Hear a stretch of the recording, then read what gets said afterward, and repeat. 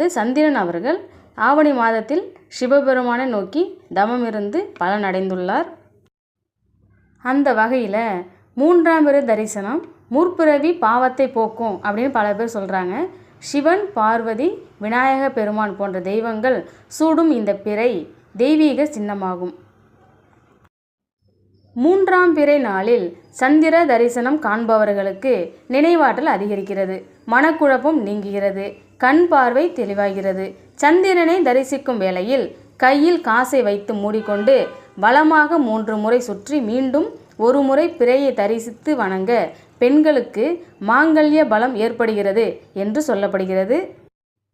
அப்படி இருக்கிற இந்த ஆவணி மாதத்தில் வரும் சிவராத்திரி அன்று நாம் சிவனை வழிபட்டால் அது சந்திரனை வழிபட்டதற்கும் சமம், சிவனை வழிபட்டதற்கும் சமமாகிறது.